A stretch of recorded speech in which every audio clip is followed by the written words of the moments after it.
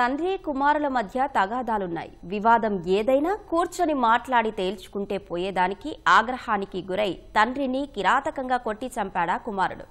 పార్థివ దేహానికి తలకొరివి పెట్టాల్సిన తనయుడే మృతదేహాన్ని కారులో కుక్కి గుట్టు చప్పుడు కాకుండా తీసుకెళ్లి వాగులో పడేశాడు.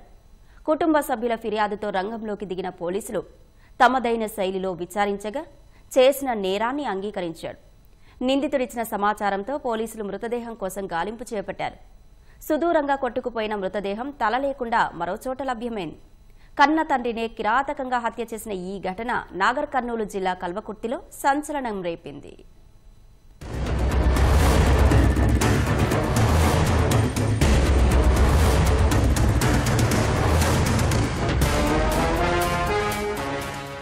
నాగర్ కర్నూలు జిల్లా కల్వకుర్తి పట్టణం వాసవినగర్లో నివాసముండే బాలయ్య పాల వ్యాపారం చేస్తూ జీవనం సాగిస్తున్నాడు. రోజులాగే బుధవారం కూడా పాలు తీసేందుకు వ్యవసాయ క్షేత్రానికి వెళ్లాడు. రాత్రి వరకు ఇంటికి తిరిగి రాలేదు. కుటుంబ సభ్యులు ఎక్కడ వెతికినా ఆచూకీ దొరకలేదు.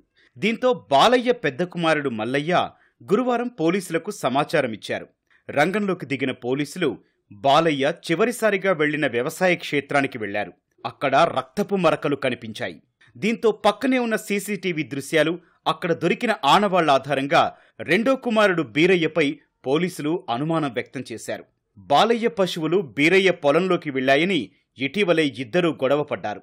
ఈ నేపథ్యంలో బాలయ్యను బీరయ్యే హత్య చేసి ఉంటాడని అనుమానాలు వ్యక్తమయ్యాయి.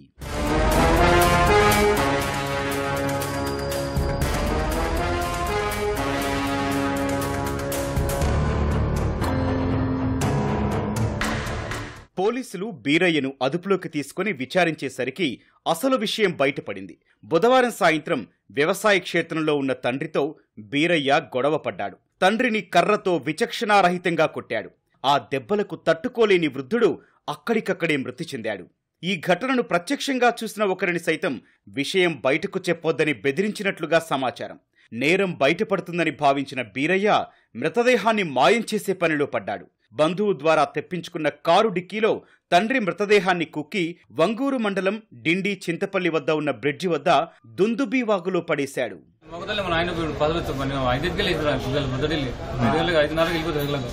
చూసుకుంటూ వచ్చింది. మళ్ళీ ఇంటికి వచ్చి మళ్ళీ వచ్చింది. ఇప్పుడు ఏం తిట్టినాం చిన్నత పడేసి మామూలు తిట్టడం మన ఆయన తెలియదు. 9-10 దారు నైట్ ఇంటికి వెళ్ళి నీరు నీళ్ళు కడుతుంది సార్. నీరు రాదు ఇల్లు ఇచ్చిండు. ఇంకేడు పోతాను ఇంటికి వెళ్ళి ఇచ్చిండు. ఈ తలలు మొత్తం బిళ్ళ కలిసి తలలు విడిచి దిగి పగల చీలవాడి. నిందితుడిచ్చిన సమాచారం మేరకు శుక్రవారం ఉదయం నుంచి పోలీసులు వాగులో గాలింపులు చేపట్టారు. గజ ఈతగాళ్లను రంగంలోకి దింపారు. డ్రోన్ల సహాయంతో ఆ ప్రాంతాన్ని జల్లెడపట్టారు. రాత్రి వరకు వెతికినా ఫలితం లేకపోయింది. వాగులో పడేసిన మృతదేహం కొట్టుకుపోగా ఉప్పునుంతల్ మండలం కొరటికల్ వద్ద వాగులో లభ్యమైంది. స్థానికుల ద్వారా సమాచారం అందుకున్న పోలీసులు మృతదేహాన్ని వాగులోంచి బయటకు తీయగా బాలయ్య మృతదేహంగా గుర్తించారు. కానీ ఆ మృతదేహానికి మొండెం తప్ప తలలేదు. పోస్టుమార్టం నిమిత్తం కల్వకుర్తి ప్రభుత్వాసుపత్రికి మృతదేహాన్ని తరలించారు.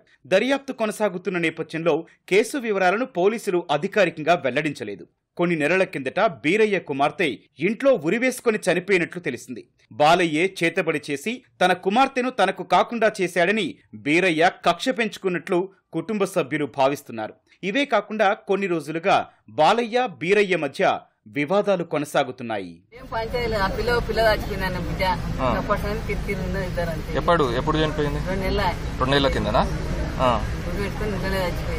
ఎన్నేళ్ళ పాప? ఆ పాప ఊరు పెట్టుకుంటే